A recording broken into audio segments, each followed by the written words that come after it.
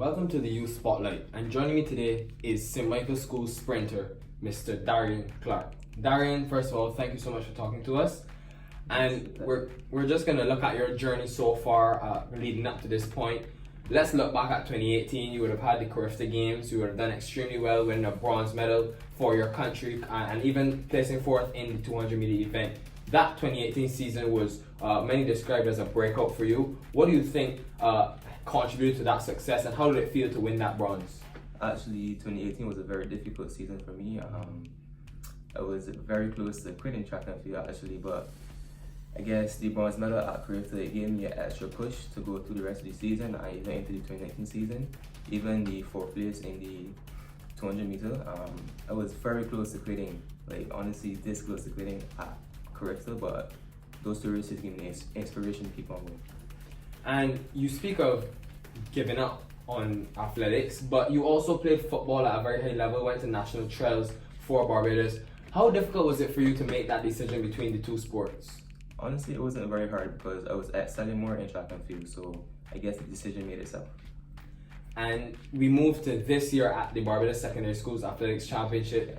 Going into it, of course, before the event, you had an injury, but you were cleared, you were ready, readying yourself to compete and qualify for the Carifta Games again, but you ran into some problems, pulled up in the 100 meter event. Really tell us about, just describe what had happened at BSAT and in terms of your injury. Well, at BSAT, I was very confident going into BSAT. Right before BSAT, I was very confident. In the 100 meter, like you said, I pulled up.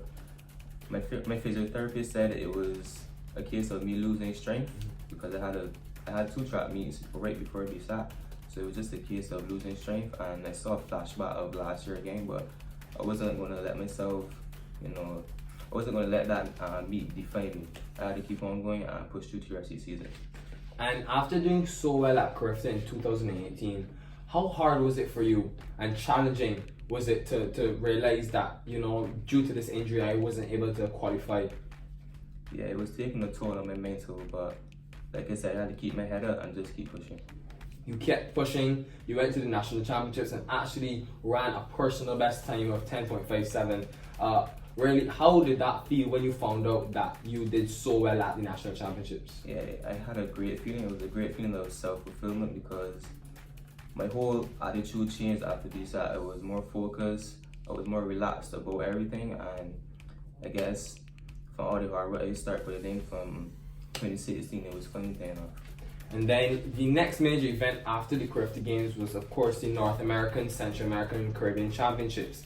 And you would have had a lot of meets where you had the opportunity to qualify for, and actually at the Barbados Olympians Classic, you would have done that running 21.22 in the 200 and 10.61 in the 100. When you realized that you were able to represent your nation once again, how did that make you feel in terms of knowing that your hard work had paid off since BSAT picking up that injury? Yeah, it's always a great feeling to represent the country, especially after coming off of the injury. So yeah, it was a great sense of, a great feeling of self-achievement.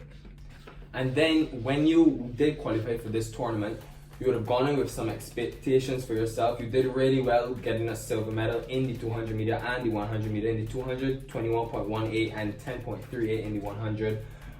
First of all, were you impressed with those times? Yes, I was very impressed, especially with the 100 meter, because my goal going into the meet was to run at least 10.4 and to see a 10.38 on the clock. When I looked up, I was shocked. And being at the under 18 NACAC championships, how difficult was it to adapt to condition? Because it's a different place in Mexico, of course. And how was this experience for you? It's always a great experience to travel and represent the country, but in terms of the weather and the altitude is a lot higher in Mexico, so it's a bit more difficult to breathe. But in my races, I don't really use oxygen because they're sharp. So it was only really the 200 meters that I couldn't breathe throughout the race, but other than that, it was a good experience. And for all those young athletes watching you and looking up to you, for someone that does both the 100 meter and the 200 meter, how difficult is it on your body to manage those two events? And what advice would you give to them? It's very difficult actually, because when you're sprinting, you put your body under a lot of pressure. So I often get a lot of soreness after meet, but I would say just, maintain strength, Don't think that everything is just glory. Don't think it's easy. It's always hard work. Just keep on working hard and keep a goal in mind so you have a purpose for what you're doing. And what would be your goals for the upcoming season, and how do you think you can really maximize your full potential? My goals for the upcoming season are to break the records in the BSAT in the 120 meter return. Event. 120 meter events. And qualify for the Olympics, or if I don't qualify, at least make the team, the 4x1 team. How are you going to manage to achieve your goals? Well, just have to work hard in training, give your best every day.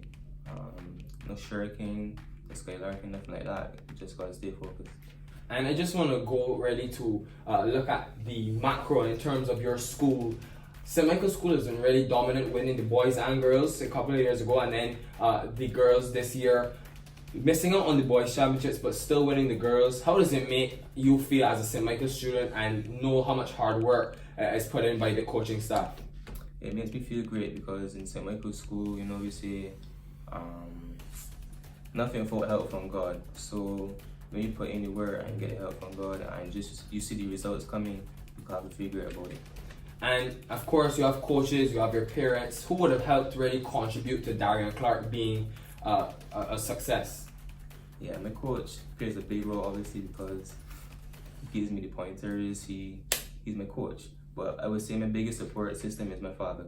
He's there for me all the time. He's making sure I'm eating well, sleeping well, that sort of stuff, and he's making sure my head always on. Well, Darian, as we wrap up, in 5 years, you open the newspaper, you go on social media. What can we expect from Darian Clarke? Well, hopefully to see my name as the gold medal winner at the Olympics. Well, Darian, those are big shoes to fill, but I'm sure you can do it. Thank you so much for talking to us, and we want to wish you all the best. Thank you. Well, ladies and gentlemen, that's Darian Clarke.